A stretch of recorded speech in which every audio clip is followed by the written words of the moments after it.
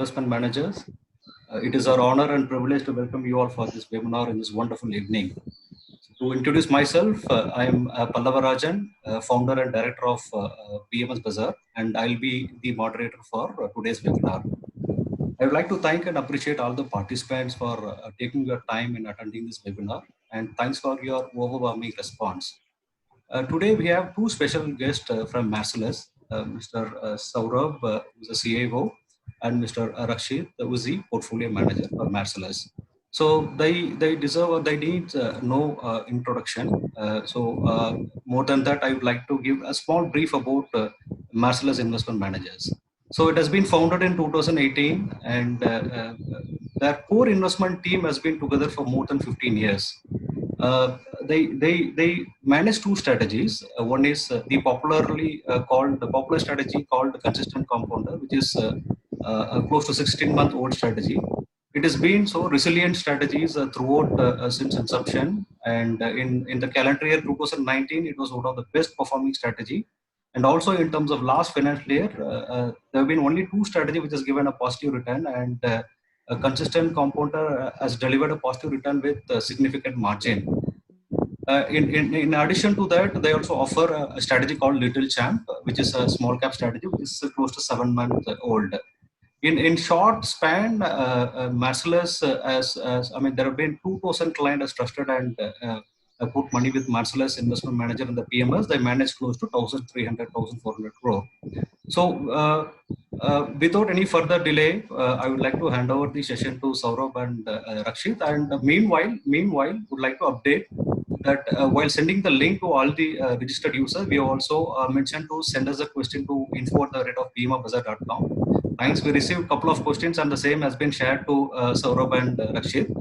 So these questions will be addressed by both of them, and if time permits, we will try to take questions live. So over to you, Saurabh and Rakshit.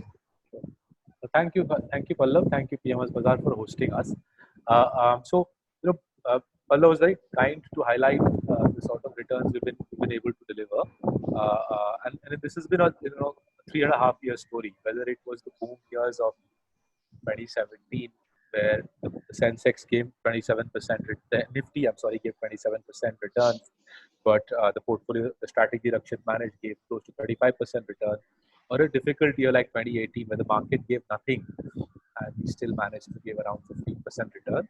Or indeed, the almost equally difficult year to the year ending March 20, where we delivered, I think, 8-odd%, where the market was down 30%. We've been able to make money throughout what has been some good years and some tough years.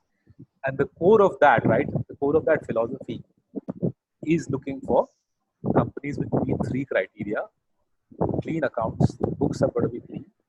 Secondly, the company has to sell an essential product, stuff that people like you and I use every day, let alone us, stuff that 600, 700, 800 million Indians who are less affluent than us also use every day. And the third and perhaps most important criteria, the company has to have barriers to entry as high as the Himalayas. Right? So my colleague Rakshit will take you through why these three constructs interplay with each other: clean accounts, essential products, barriers to entry, and why they interplay and create a overall construct which gives you very robust returns, around 20-25% long-term returns, with volatility lower than a Government of India bond. Right? So 20-25 returns, 3x, 4x that of a Government of India bond, with volatility half of the Nifty and lower than a Government of India bond. So Rakshit will take you through the strategy. But before we go there, I think it's important we just are a little rational about this whole situation, because we've spoken to a lot of people over the last few weeks who convinced themselves that India is on the on the cusp of some economic catastrophe, and some huge epidemic has destroyed the global economy. I think a lot of the press coverage has been sensationalistic. If you look at the data on COVID, and this data is freely available, by the way, right? Anybody can go to Worldometer or to the John Hopkins website, and you can see day by day cases. You can see deaths day by day. You can see country by country, day by day data. Indeed, you can see state by state, country by country, day by day data. The data is very freely available, and the data doesn't suggest anything like the alarm that's been created by the media agencies around the world. Obviously, social media has played a big part here. Firstly, the data is showing clearly that over the last 15 days, the number of fresh cases is falling quite steadily. So, beginning of April, we were seeing 1 lakh new cases every day. That's now down to around 85,000 new cases a day. And this fall is showing up both in countries which have a lockdown, but also countries which don't have a lockdown. So Sweden doesn't have a lockdown, Germany doesn't have a lockdown, Korea doesn't have a lockdown, Vietnam doesn't have a lockdown, Philippines doesn't have a lockdown. And in spite of these countries not having lockdowns, cases have fallen very sharply. In fact, Vietnam and Taiwan have not had any deaths at all in the last 4 months, right? That's the first. This is the global data, right? But if you come to our country, what the data is showing is even more remarkable. What the data is showing is that there is no exponential corona curve in India, right? The data is showing that we have around 800 to 1,000 people who are getting infected a day. There's no sort of crazy exponential trend in that. Furthermore, if you look at again on Worldometer, you can get this data. If you look at the number of people tested, around 2 lakh Indians have been tested for coronavirus. Saurabh, sorry to interrupt. There is some disturbance in the audio, either from Rakshit's side or not from your side. So, thought to highlight that. Okay. Some wind noise. I think from your side. Wearing a microphone. I'm wearing a headphone, so that it's straight into the jack. There's no. Okay, I'll switch the fan off. Maybe it was the fan. I can't figure out anything else.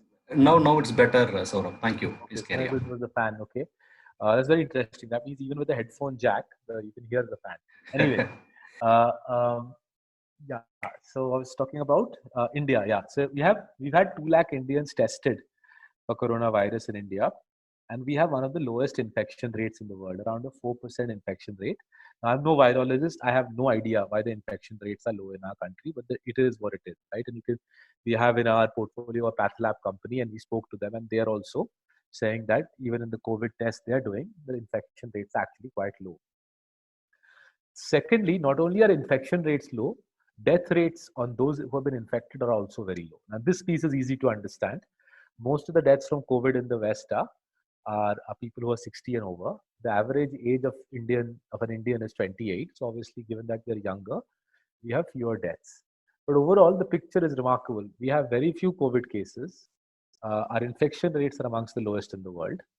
Amongst those who have been infected, the death rates are amongst the lowest in the world. And as a result, so far, less than 500 people have died. Even if you believe that somehow the data is not getting reported, you believe thousands of people are dying from COVID.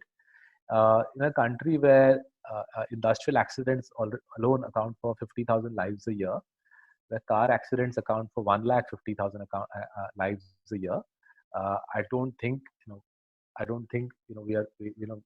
rational person can say this is a epic disaster to hit India. So first piece to keep in mind, not just Marcellus's returns, but also the fact that the data on COVID doesn't suggest anything like the alarm, and the press is very cleverly playing the headlines, right? You see, as soon as they realize that there are not that many cases to report, the headlines are, so many people in Bihar have COVID. So many people in T Nagar in Chennai have COVID, right? Next thing they'll say, so many people in Anna Salai at 6 p.m. in the evening contracted COVID, right? They're narrowing it down because they know that there is no big story anymore. And the same is true for the international media. If you go to ft.com, bloomberg.com, wallstreetjournal.com, waj.com, you'll see in the last 15 days they stopped doing the headline story that so many people are dying from COVID, because the headline story is trending off. So they're now focusing on human interest stories. So many small businesses in America wiped out by COVID, unemployment, but that immediately suggests to you that there is no story around COVID as such anymore. The story is around the economic impact of that. Right now, let's come to the economy. What we've tried to do in this slide that's being projected on the screen is we've tried to give you a 40-year picture of what's happened in our country, right? So the red bars are economic booms in our country. The red arrows are economic booms in our country. We've had only 4 economic booms in India in the last 40 years. The first boom was 82 to 86. And believe it or not, that was the first economic boom we had after independence. The second boom was 93 to 96. The third boom was 2003 to 2008. And the last boom we've enjoyed as Indians is 2009 to 11. What's remarkable is before every such boom, economic boom in India, came a US recession, right? And the gray shadings are the US recession. The first recession, which is slightly outside the time period, so you don't see it, 79 to 82 US of the recession, 83 India's boom began. Then there was a US recession, 89 to 92. In 93, India's boom began. Then obviously there was a recession after dot-com bust and before 9/11. A year later, India's boom began. There was a recession around Lehman Brothers, and that kicked off the boom, which led to the 2009 to 11 boom in our country. So why is it that an American recession inevitably leads to a boom in our country? And why can't we boom without an American recession? Whatever our politicians do, poor fellows, they can't get an economic boom going. As soon as America goes into recession, boom, India goes into economic blast off mode. Why does it happen? There are three things an American recession does, which gives a poor country like us, lots of free gifts. The first gift of an American recession is low oil prices. So if you see in this chart, the brown line is oil prices. You'll see mid 80s oil price crashed, early 90s oil price crashed, after 9/11 oil price crashed, 2009 oil price crashed. What's happened in the last 2 months is typical. Oil has gone from $85 a barrel to $25 a barrel, right? That is a 3% of GDP boost to India. That's a $90 billion gift to India, oil price falling like that.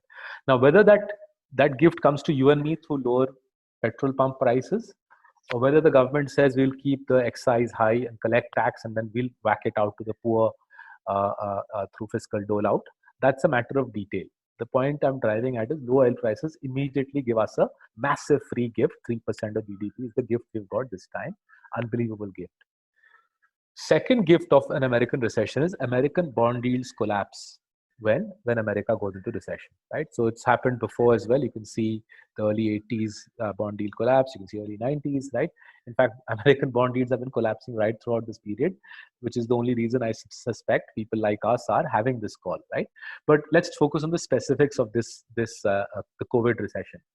American 10-year bond yield went from 2.5 to negative half.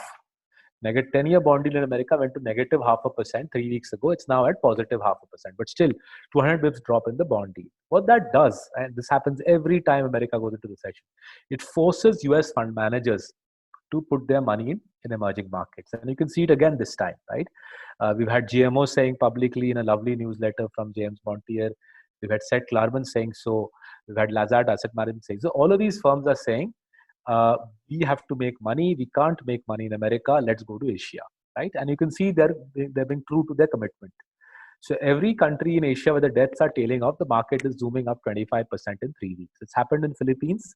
Philippines stock market was shut a month ago. It's up 25% since it opened 3 weeks ago. Korea is up 25%. And we can see the first flushes, infusions of foreign money. In fact, we as Marcellus are also seeing it. Every evening from 8 to 10, we're talking to endowments in America and pension funds, vis-a-vis them giving us money to invest in India, right? So second gift from American recession is American money comes into our country. And the third gift is interest rate cuts in our own country. When the Fed cuts by 100 bips, as it has done, the RBI can cut by a similar amount. So RBI so far cut by 75 bips. But I think Shaktidas ji gave very heavy guidance today. And it looks like there's another 50 bips in the pipeline. So 125 bips rate cut from the RBI. Plus, because the American 10-year bond yield has fallen so much, right? The 10-year gap between the American 10-year and the Indian 10-year is massive now. And that gives the RBI confidence to pump huge amounts of money to the financial system. The RBI has pumped 4% of GDP into the financial system. And in short, what we're driving at is, in contrast to this crazy narrative that has been sold, that some major disaster has befallen us and country will contract, we are set for an epic economic boom. Obviously, the first quarter of the year we will contract. That's an easy thing to see. But as we look out 6 months, 12 months, 2 years, I think we're likely to see the fifth boom in India in 40 years. So that's the backdrop, ladies and gentlemen. It's not some backdrop of some raging epidemic that if you step out of your house, you're going to die, right? There's nothing like that. A lot of people have convinced themselves of that, but that's not true. You can try stepping out and you'll see it's not that bad. Wear a mask, obviously. I think all cities have made it mandatory. But how will you make money, right? It's all very well for us to say the outlook is good. How will you make money? Rakshit Ranjan is the man who will take you there. Over to you, Rakshit.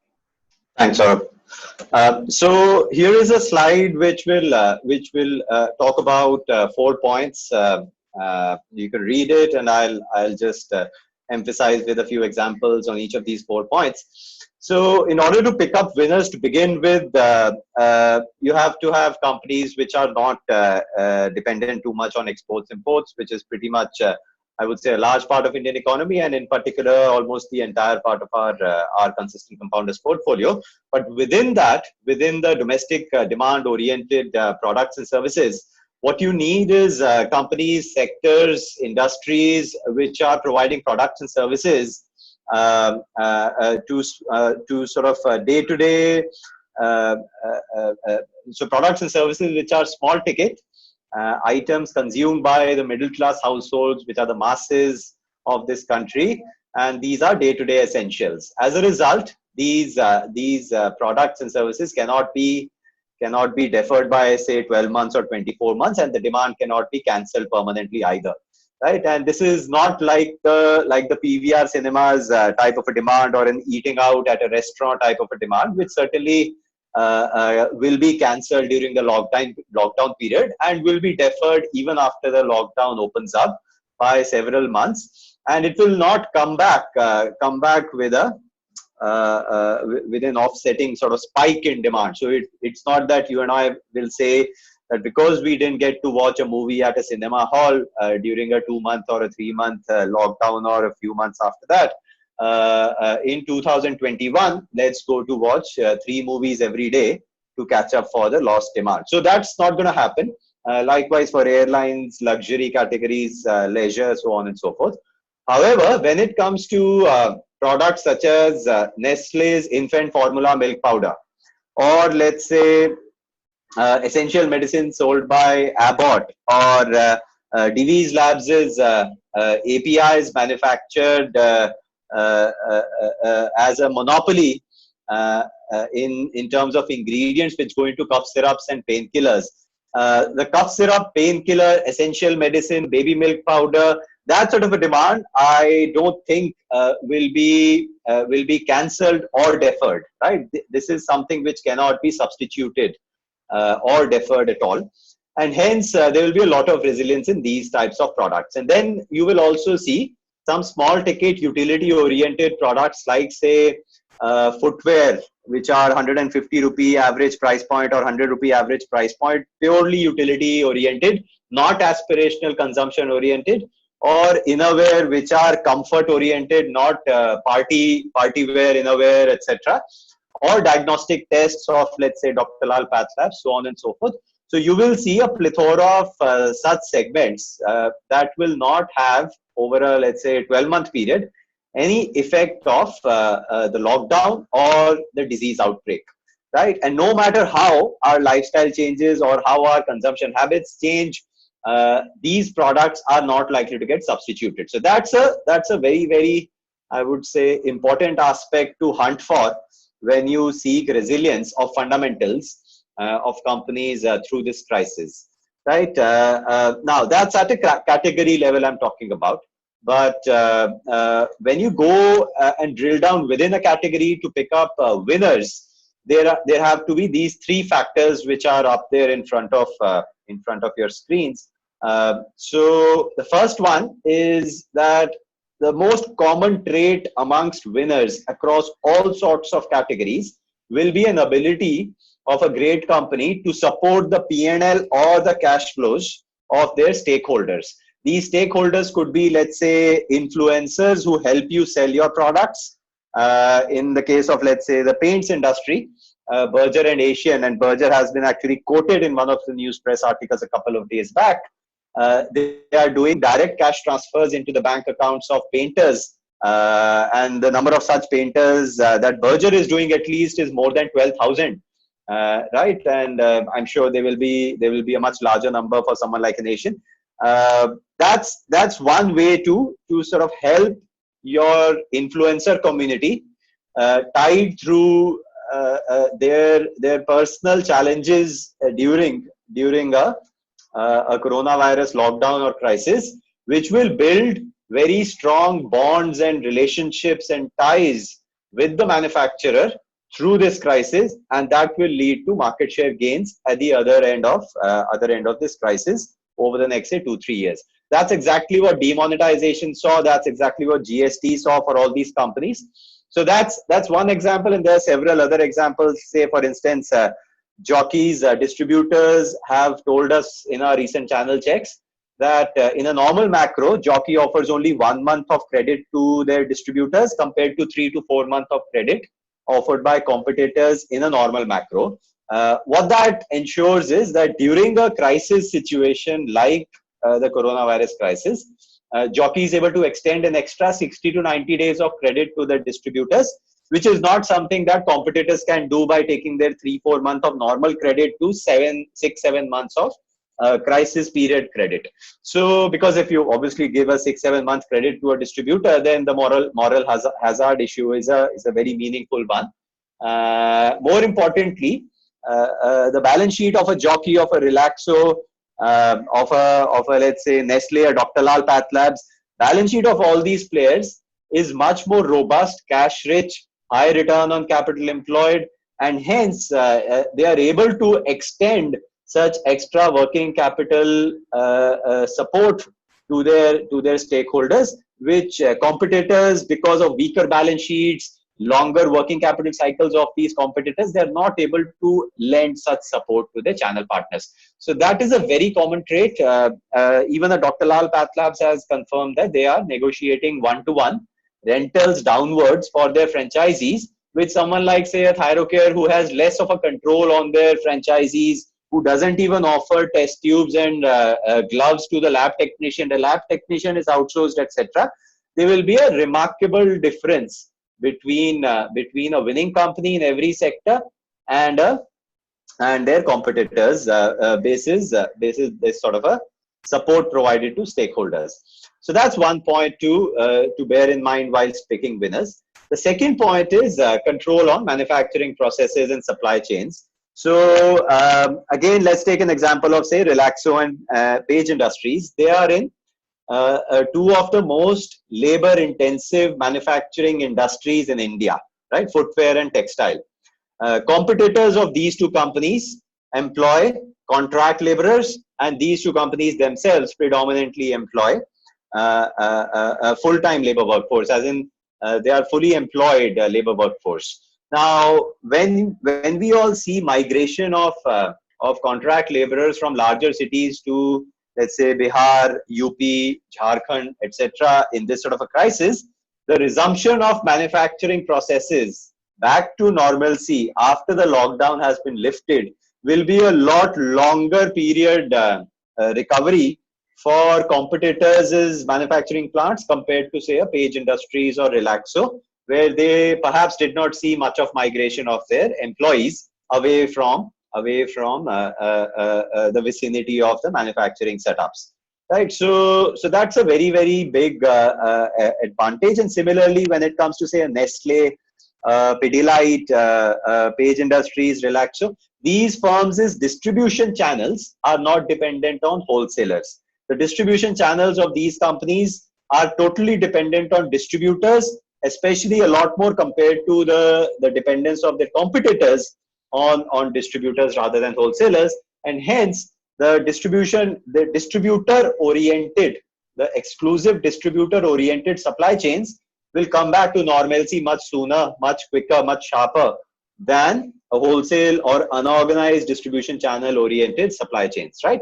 Now, the outcome of this will be that once the lockdown has been lifted, the customer will be willing to buy the 150 rupee Relaxo footwear or let's say willing to get their blood tests done for any ailment, etc. But competitors' products and services will not be readily available in their normal points of sale for, say, 3 to 6 months, even after the lockdown has been lifted. Now, ready availability for our portfolio companies versus lack of availability for our portfolio companies' competitors will lead to a massive opportunity for market share gain. And this market share gain, again, will be a lot more sustainable for the next, say, 2, 3, 4 years and thereafter. Right? Now, icing on the cake is that Nirmala Sitharaman's tax rate cut from last year benefited our portfolio companies disproportionately more than their competitors. And the reason for that is very simple. Our portfolio companies had higher returns on capital employed compared to their competitors.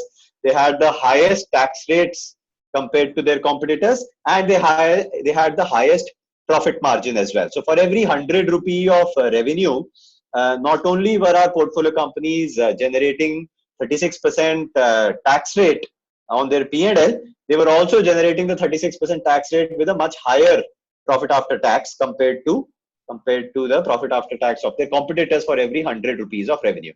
Right? As a result, the rupees crore benefit from tax rate cut is much bigger for our portfolio companies, and that will be used to suffocate competition out by either working capital support, or let's say giving some incentives to employees, or price cuts which competition cannot afford because they'll get suffocated on their operating side, on their P&L, etc., or something else, accelerated capex, so on and so forth. So a combination of these measures will define the market share gainers in the non-financials part of the listed universe, and that's pretty much where the Marcellus Consistent Compounders portfolio is already oriented towards. Right, now let's quickly look at how things will progress on the financial side. So on the financial side, there are only two factors to consider in order to choose the winning company in the financial space. Factor number one: ability to survive through this financial crisis, no matter how deep it is. Factor number two: after the crisis is over, ability to accelerate loan book growth in the next 2, 3, 4 years, because the winning lender will have a much more robust liability side of the franchise and funding available to accelerate lending and play a leadership role in consolidating market share in the industry over the next 2, 3, 4 years as competition moderates in its intensity. Right. So what does all this mean? If you really look at how the crisis is likely to play out, the two tables on this slide in front of you give you a sort of a template. Right. HDFC Limited during 97-98 crisis was a healthy, surviving NBFC which benefited out of the challenges faced by the rest of the NBFC sector during the period 99 to 2004, which was the 3, 4, 5 years after the crisis, in a massive way. And this was despite the fact that during the crisis, when 85% of the number of NBFCs operating in India were shut down, right? 85% of NBFCs were shut down in 97-98. The number of such NBFCs shutting down was 52,000. Right? 52,000 NBFCs in India were shut down in 97-98. HDFC Limited certainly during that period saw its PE multiple compressed down to less than half during the 97 to 99 period that you can see.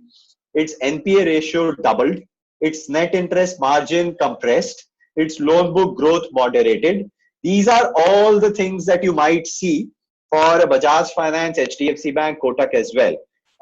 Excluding the net interest margin compression, you might actually see net interest margin expansion during the crisis for a Bajaj Finance, HDFC Bank and Kotak. But other than that, loan book growth moderation, NPA increase, PE multiple compression is a sort of a near certainty for a couple of quarters for even the best quality lenders during a crisis. But look at what happens after the crisis. After the crisis, competitive intensity reduces substantially, right? And HDFC Limited at that time was 6-7% market share in the entire credit of India. Its loan book growth accelerated to 30% or higher. Its net interest margin almost sort of 50% expanded. Its NPA ratios were brought under control back again. P multiples more than doubled. Right, and ROEs went to all-time highs. Same experience of HDFC Bank during the global financial crisis and its aftermath, as in low competition during weak competition during FY 10, 11, 12, 13, which ensured that PAT growth, profit after tax growth, earnings growth was higher than 30%. So that's really the outcome that we see our portfolio companies undergoing. I can already see there have been a couple of questions asked about Bajaj Finance in particular. So let me quickly throw some data points here on Bajaj Finance before we move forward. So Bajaj Finance is perhaps the best positioned NBFC at this point in time in this sector, right? Its leverage is one of the lowest at 4.9 times, obviously thanks to a recent capital raise done, I think, a year and a half ago. Its return on equity, by the way, despite the low leverage, is as high as 22-23%, right? Which actually talks about the operating efficiency, the cash generation of this business, despite relatively lower leverage. On top of it, its asset liability mismatch is extremely favorable to the extent that you have only 11 or 12 month duration of the asset side of its balance sheet, right? And you have 3 to 5 year duration of the liability side of the balance sheet. There is no frequent refinancing coming up, which can actually create any sort of a challenge, unlike competition.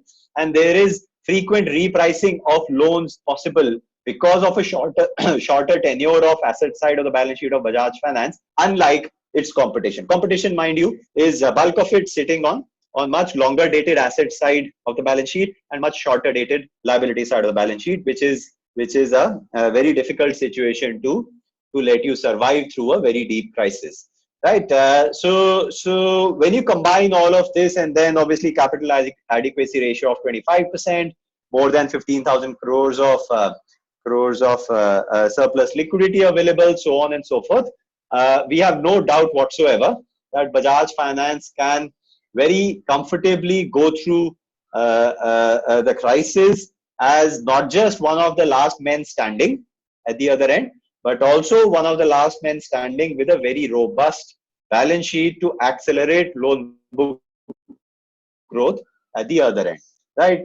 Likewise for HDFC Bank and Kotak, and hence we expect our financials exposure of our portfolio companies to compound earnings at comfortably higher than the run rate that they've delivered over the last, say, 3 to 5 years. When we look at the next 3 to 5 years is projection for their fundamentals.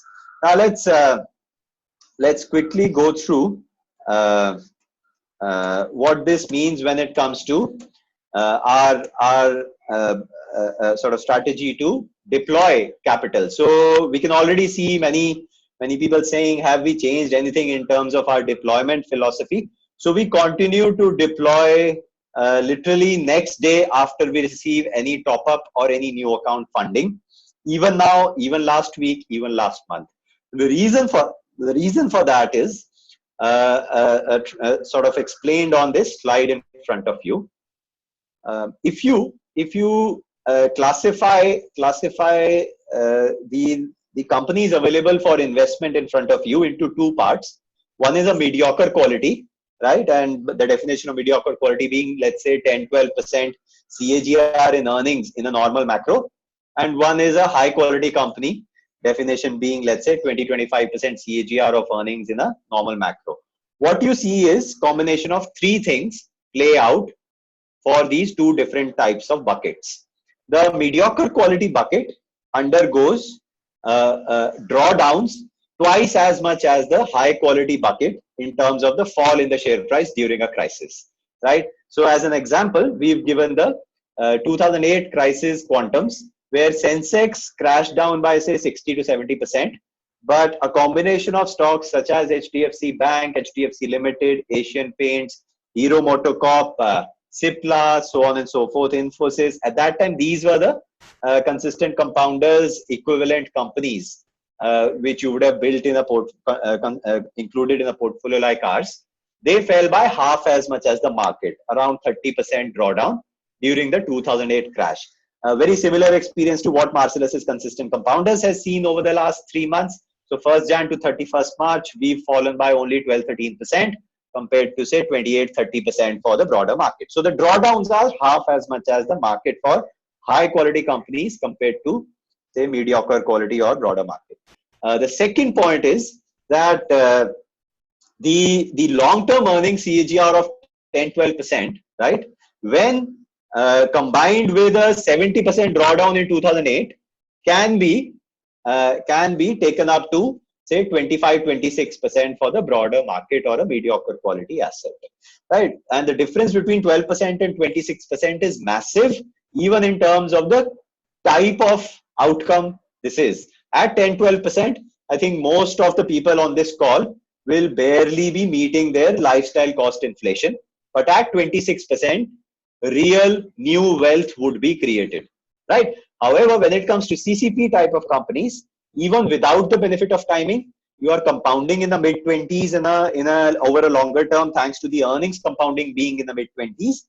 And because the drawdowns are relatively lower, perfect timing of the crash also doesn't deliver a significantly different outcome. From a 26%, you might go to 30% in the perfect timing scenario, right? So theoretically speaking, to begin with, it makes less sense.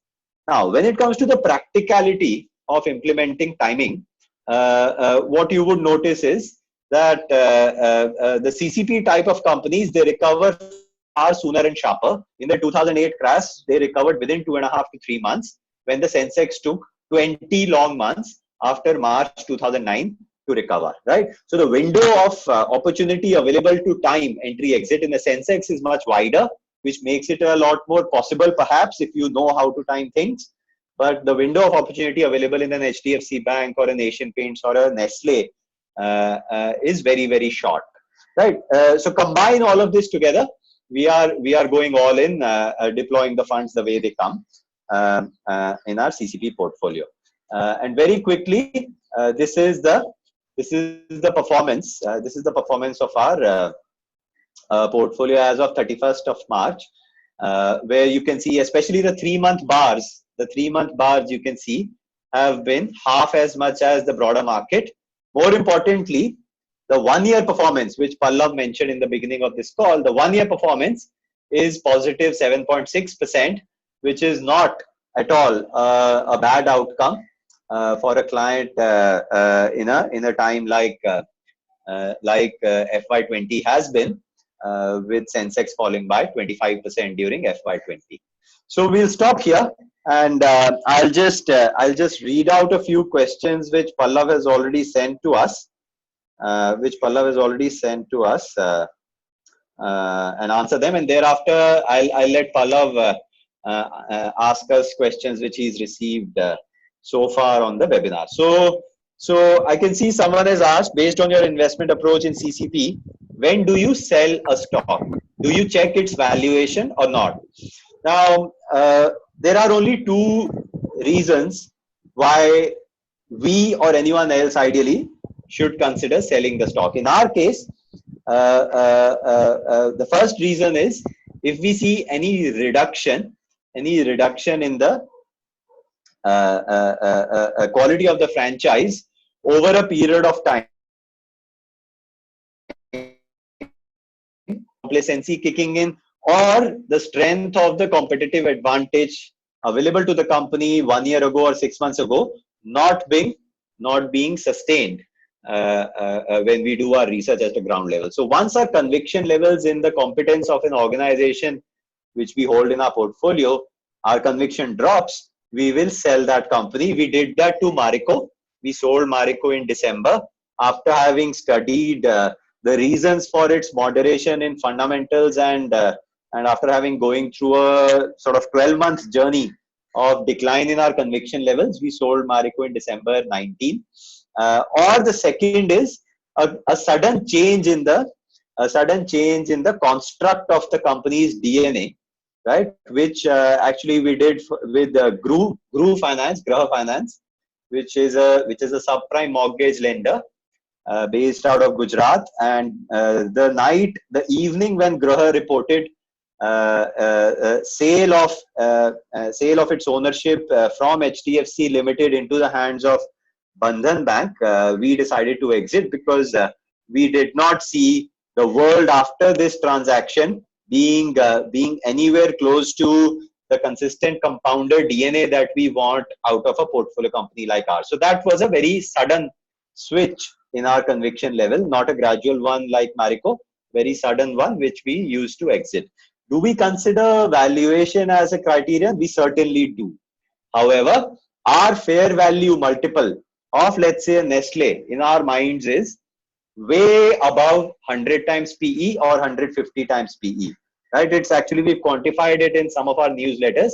For some of our portfolio companies, our fair value PE multiple, given the longevity that we bake into their expected fundamentals, our fair value multiples are more like 100, 150, 200 times PE multiples. Hence, at 50 times PE multiple, they are cheap.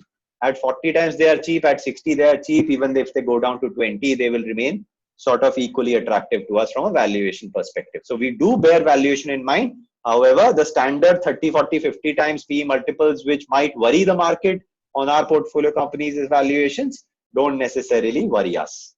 So that's the answer to that. The next question that I can see is, apart from Divi's, Abbott and Dr. Lal, any other pharma company which you like? So to begin with, Dr. Lal PathLabs is actually not pharma. It's not even diagnostics. It's a retail firm. Right? It's a retail firm masquerading as a diagnostic franchise. It's a totally different thing altogether. That fund management community treats it as a pharma company. It's not. So Divi's and Abbott are the only two pharma companies in our coverage universe, and they're both incidentally in our holding portfolio as well.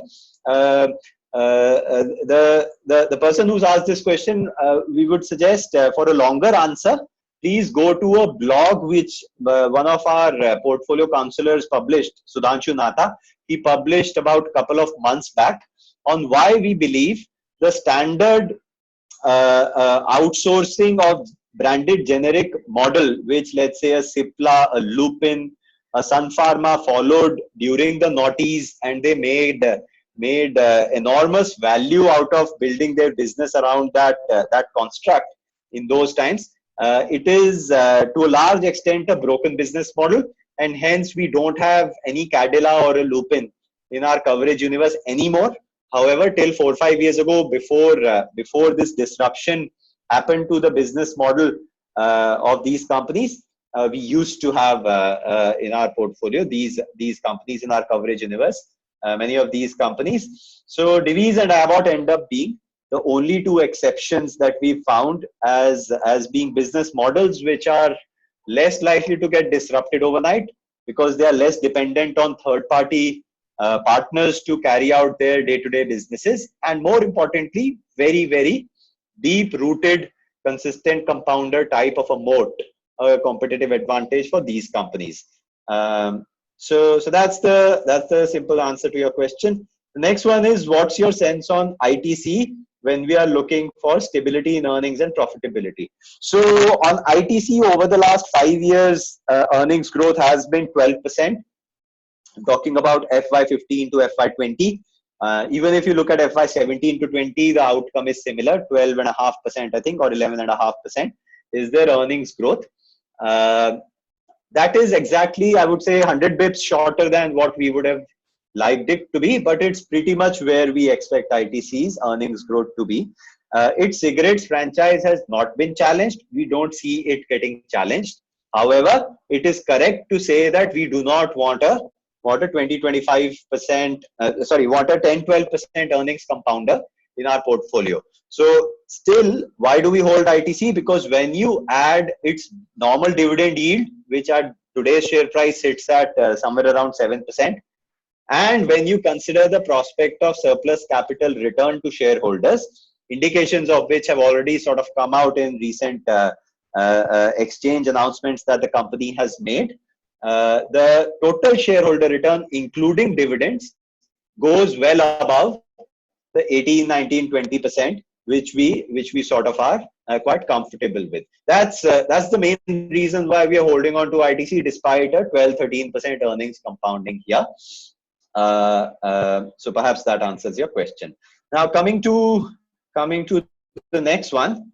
So considering the uncertainty on growth of the broader universe, don't you think dividend yielding PSU equities, so public sector enterprise equities, which have a monopoly and regulated equity model, make a case for investment, at least as an alternative to credit risk funds?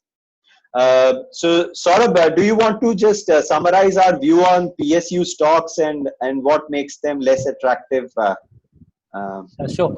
Look, I think a PSU company's main job is to serve the Indian state, right? The PSU, by definition, the government of India is its main shareholder, and the government of India's role as a main shareholder can't be to maximize shareholder value. The government of India's role is to serve the people of India.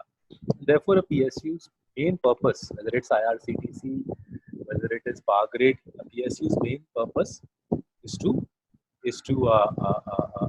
look after the interests of Indian citizens. Therefore, you and I, as shareholders of PSUs, are always going to be second-class citizens in that regard, right? So, to buy a PSU stock for the dividend yield, it's a little bit like saying, I'll buy Marcellus to benefit from Rakshit Ranjan's wisdom. I mean, you should benefit from Rakshit Ranjan's wisdom, but if you want to benefit from his wisdom, you just buy books written by Rakshit or you read his blogs. You shouldn't be investing as just to benefit. Saurabh, Right? Yeah. sorry to interrupt. Again, the wind noise is coming in. Okay, 1 second. I'll shut the fan off. So yeah, so to invest in a PSU stock, with a view to benefiting from the dividend yield is a little bit crazy. It's like, as I was saying, it's a bit like saying, to benefit from Rakshit's wisdom, I'll invest with Marcellus, right? You can benefit from Rakshit's wisdom by simply buying books written by him. You don't have to invest in Marcellus's portfolio just to benefit from his wisdom. Invest in Marcellus to compound with us. Invest in PSU stocks if you think they can compound for you. To our mind, PSU stocks can't give you good compounding, hence you should stay away. Don't get suckered in by this dividend thing. It will cost you dearly. Great. So there are some other questions around RBI's announcements impact on the economy, which I think Saurabh has already answered. There are people asking after coronavirus, will you not change your portfolio? I think I've answered, so on and so forth. So Pallav, over to you. Any questions which you've received during the webinar, if you want to point out those to us? Yeah, thanks, Rakshit. I think we can open up a question live now. We should have received a couple of questions, but we don't access the email at moment. So till 4:30, whatever questions we received, I think we have addressed that. I've shared all the questions to you. So Rakshit, there's a question in the chat box. It's very nicely worded questions. So I'll put it to Rakshit. How do you constantly evaluate your portfolio and adapt it? For example, if a new company emerges out of the mindless filter of revenue growth and ROCE. So okay, the word mindless is quite interesting. Thank you. So look, to begin with, there is a rationale for looking at those filters. The rationale is we do not want to speculate on the ability of a firm to go through disruptions in the external environment, evolutions in the internal operating environment for a firm, for instance, changes in the management, succession planning, capital allocation decision changes, so on and so forth. So in order to stop us from speculating on the future, the only tool we have is to learn from the history.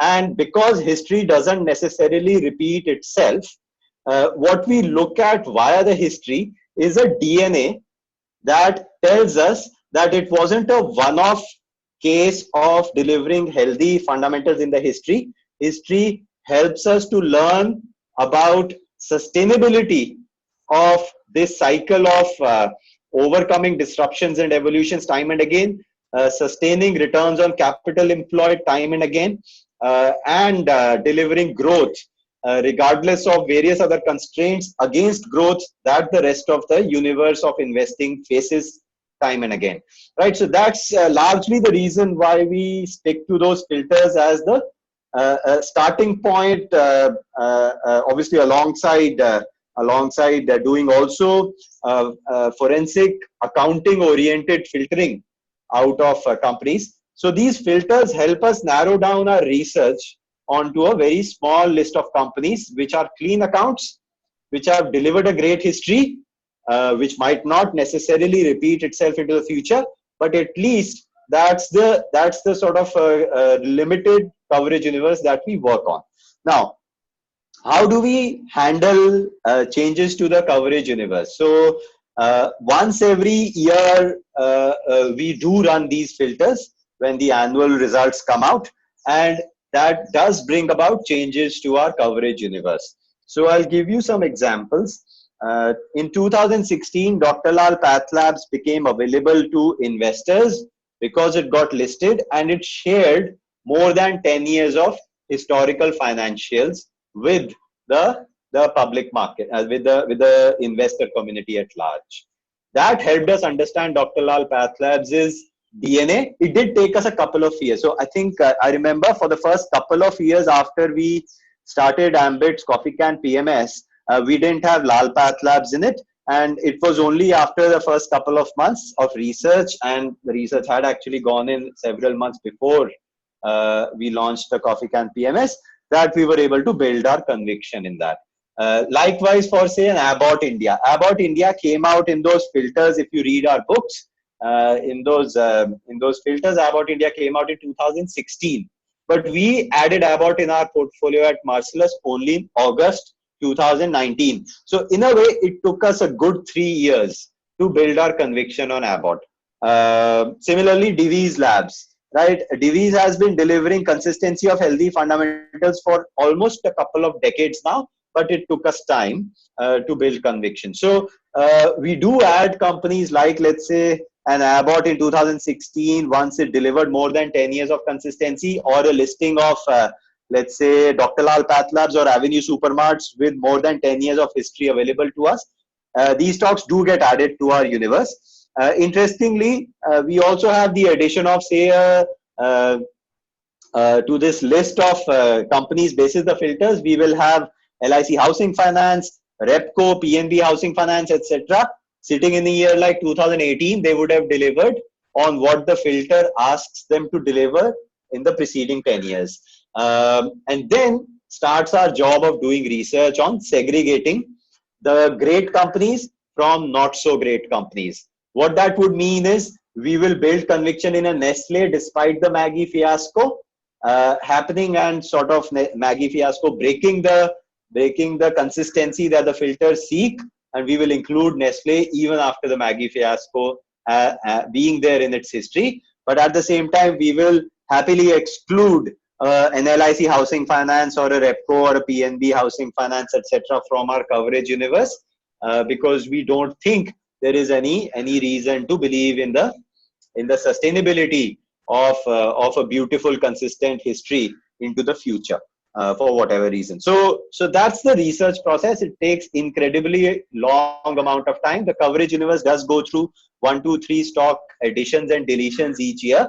It's a 25, 27 stock coverage universe in a typical year, out of which 12, 13 companies make it into the holding portfolio. Yeah, Rakshit, we have next question coming from Mr. Manish. He's asking view on auto sector, and he's also asking, do you see value now due to BS6 finally kicking in after 3 months? Sure. So in our coverage universe, there is only one two-wheeler company.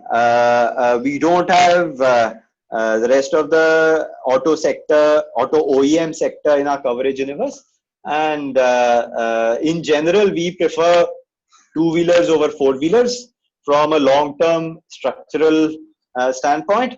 And in particular, we see only this one company which is capable of delivering sustainable competitive advantage vis-a-vis its peers, we believe, over longer term. However, this company is not in our holding portfolio. It's only in our coverage universe. We do have it in one of our advisory portfolios, but not in our holding portfolio.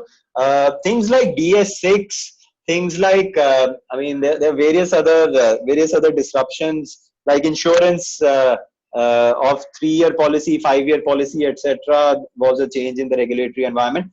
All these things keep affecting even an HDFC Bank or an Asian Paints or a Dr. Lal Path Labs or an Abbott, right? So these are not unique to auto only.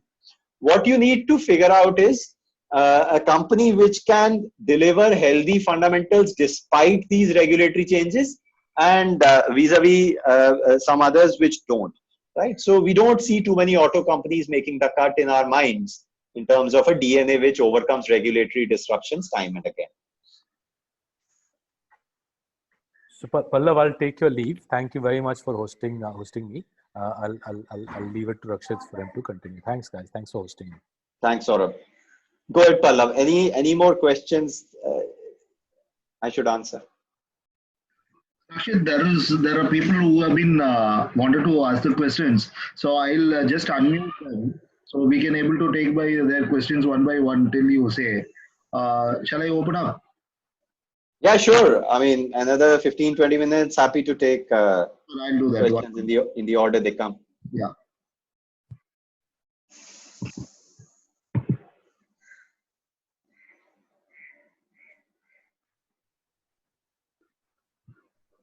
So meanwhile, Rakshit, I have one more question asked from one of our client. He's asking the future of real estate post this COVID. No, we don't have coverage on any real estate company, but I don't know. I mean, obviously, the delays in rentals from commercial real estate tenants and the kind of discretionary nature of purchase that bulk of the top 5 city or top 10 city real estate demand is about, which is less utility oriented, a lot more investor oriented, so on and so forth. I mean, I won't be surprised if they go through a little longer deferment of demand and a bit of a cash flow challenge.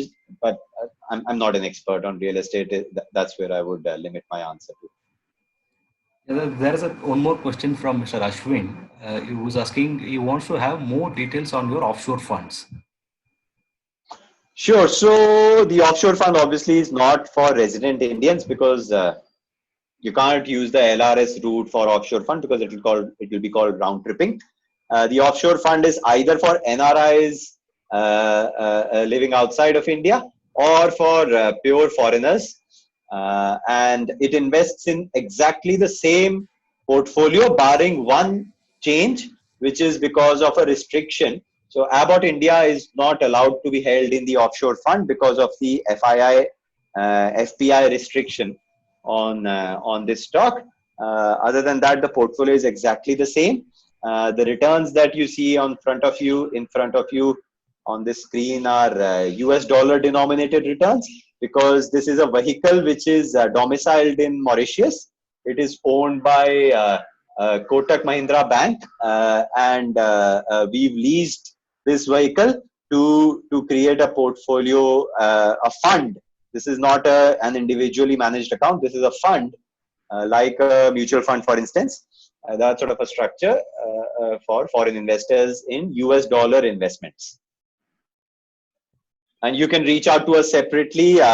My colleague Pramod Gubi will be more than happy to share whatever details you want on this fund. Fine. So there are two questions which is sector specific. Like one, Mr. Manish was asking about insurance sector, and Mr. Diksha was asking about telecom sector. Okay, so look, to begin with, on the telecom sector, it's an easy one to answer. In the telecom sector, no market leader in India has created any pricing power. There is absolutely no pricing power. The best way to understand this is 2003 to 2017, the telecom sector went through a 44% CAGR in subscriber base addition, right?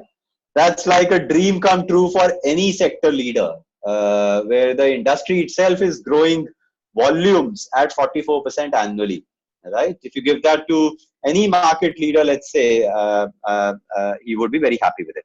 Now, interestingly, Bharti Airtel, as a market leader, sustained its market share at 23-24% for that entire 14 years of journey from 2003 to 2017. I'm talking about till 2017 before Jio. So let's not talk about after Jio because it's been a totally disrupted sector after Jio, but I'm talking about before Jio itself. For you and me to change our SIM card requires no loyalty whatsoever, or it cannot be stopped by any loyalty with our incumbent service provider. And hence, despite the 44% volume CAGR, which Bharti Airtel also saw because its market share was sustained in a growing customer base, you saw almost zero revenue CAGR and zero earnings CAGR over 2005 to 2017 during those 10-12 years. So it might be a great sector to be in for a customer, might be a great sector to be in for a marketing manager who's being successful in sustaining his market share, but it's not a great sector to be in from an earnings perspective and hence not for an investor. When it comes to the life insurance sector, it's a very interesting sector. I have to admit. But there are very few high quality companies that we see. In our coverage universe, we have one non-life company and we have one life insurer. But on both of them, work is still in progress in trying to build our conviction levels to as high as, let's say, all of our portfolio companies. As a result, we don't have them in our holding portfolio. But it's a very interesting sector where new entry is restricted thanks to the regulators. So you can't have any more life insurers come in time and again, as in new entrants will not be very frequently coming in. That obviously leaves the entire playground open for the existing players. And there are several companies which have built moats around distribution, around ability to correctly price their policies, around usage of technology to generate operating efficiencies, similar to some of the best lenders also have done in terms of their operating efficiencies, etc. So those are some qualities which are common to these couple of insurers, one life insurer, one non-life insurer that we have in our coverage universe. And hence there can be some opportunities of investments here. Yeah, then we have a next question from Mr. Pritham. He's asking about the reason behind removing Marico. So we shared it briefly in our newsletter as well. I would advise you to go and read that, which was the 1st of February 2020 newsletter.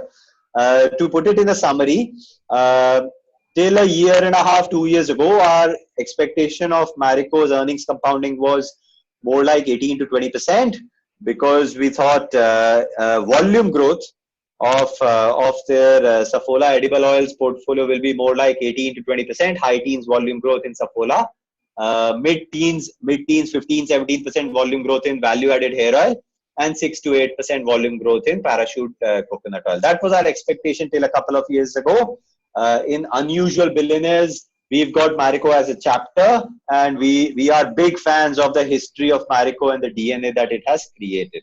What we've come to realize is in Saffola premium edible oils category in particular, Marico has faced a structural challenge which has emerged over the last 2, 3, 4 years, where certainly they've recruited the health-oriented customer by creating a very nice health-oriented offering from a marketing standpoint and a product standpoint for their premium edible oils and sustaining monopoly market share in that. But the same health-oriented customer, once he's been recruited, 4 or 5 years after that, undergoes a reduction in incremental volume of consumption of cooking oil in his day-to-day cooking. So let's say from a 1 liter a month, he will go down to 1 liter every 40 days or 1 liter every 50 days consumption at a household level. That drop in volume consumption for existing consumers, right, is a sort of a structural challenge that we see this category facing, which has resulted in our expectation of Saffola premium edible oil volume growth dropping down from 18 to 20% to 9%, right? And Saffola is one fifth of Marico's overall earnings. So that's a 10% drop in the volume growth assumptions in our minds. Likewise for value-added hair oil, till 2-3 years ago, we saw incredible price-led competition thrown by Marico on competitors like, say, a Dabur or a Bajaj Corp, etc., which helped them gain substantial market share in things like Amla hair oil, Jasmine hair oil, and value-added hair oil of other types. However, over the last couple of years, we've seen a complete drop, a substantial drop in the aggression of this sort of a competitive intensity that Marico used to come out with. And hence, once you combine these two factors together, our earnings growth expectation on Marico has been brought down from 18 to 20% previously to around 13-14% currently. And just like I explained in the ITC's case, if we don't have anything other than earnings growth on a particular company, we don't want to hold it only for a low teen earnings CAGR in our portfolio, because it will be a substantial drag to the overall earnings growth of our portfolio, which otherwise is a comfortable 18-20% or higher in a normal macro for us.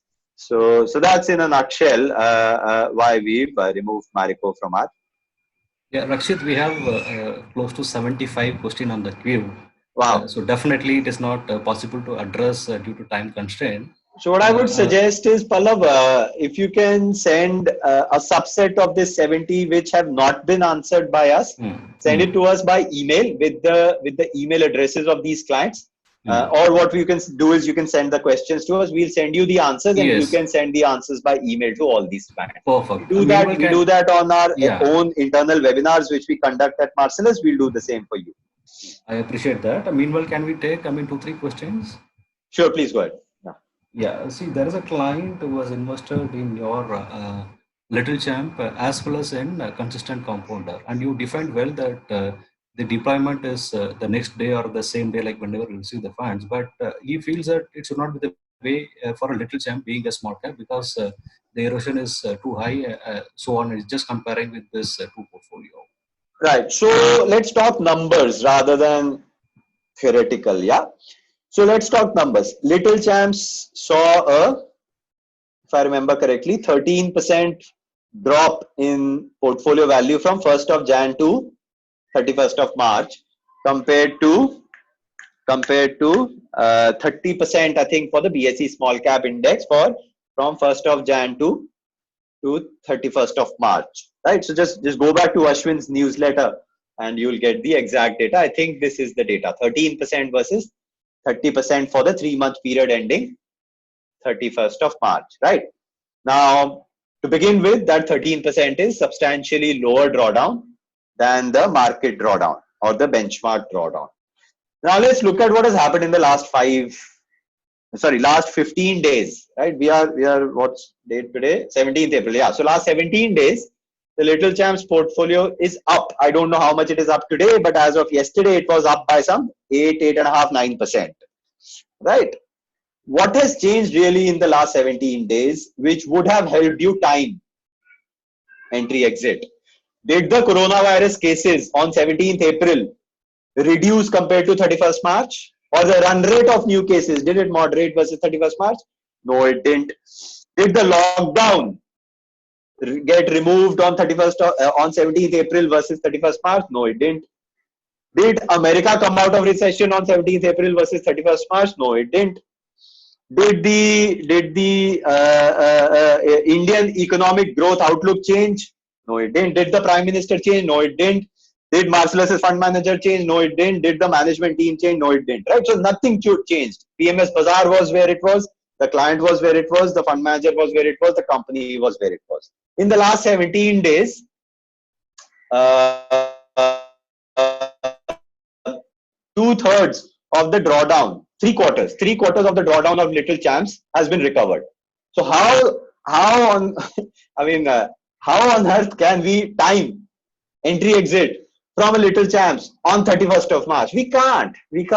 It's unfair to even expect the ability to time. All we can do is we can say that our portfolio will have lower drawdown than the market, and it will be a very narrow window of recovery, and we are totally incapable at timing.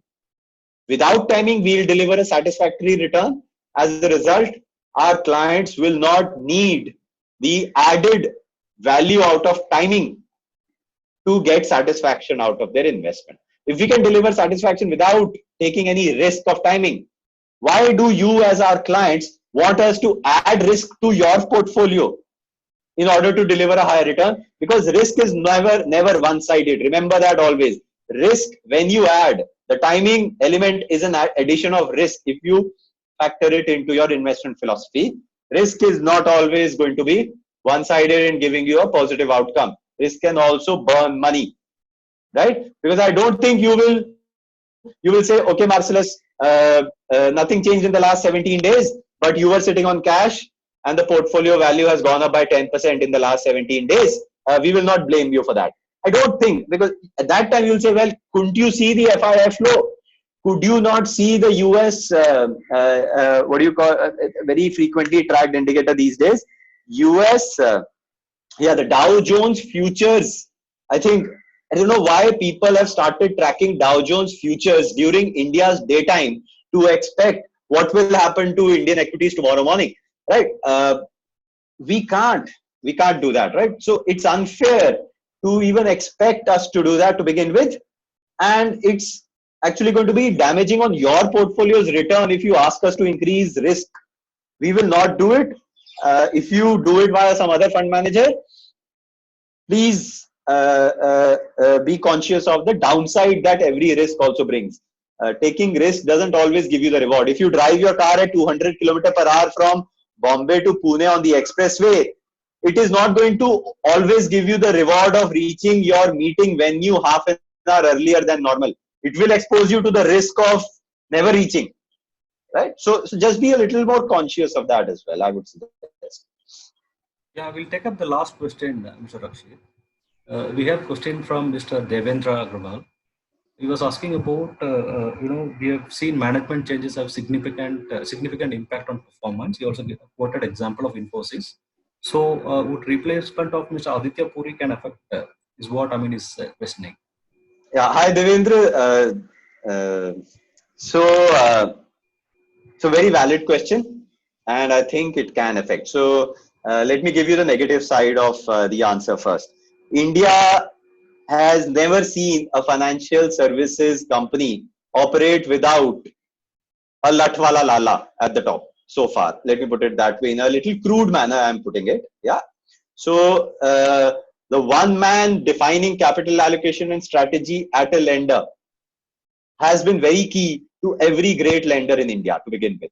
Secondly, it is also true that India has so far not seen a very smooth transition of the senior management one man, key man in the history of various great lenders. So we've seen what happened to Axis Bank, we've seen what happened to ICICI Bank in terms of management transitions. As a result, you are perfectly right in calling out a risk to HDFC Bank's DNA basis change in the management. Is it prudent to then sell HDFC Bank at this point and wait for the outcome of this change? I think it's not so prudent just yet. Why? Because one, HDFC Bank is institutionalized enough to last with a beautiful DNA for at least a couple of more years after the management change has been put in place. I don't think 1Q FY21 results or 2Q FY21 results will be adversely affected by the new management, even if the new management was not of as good a quality as the old management. In HDFC Bank's case, that's certainly a benefit of institutionalized operations at a ground level, right?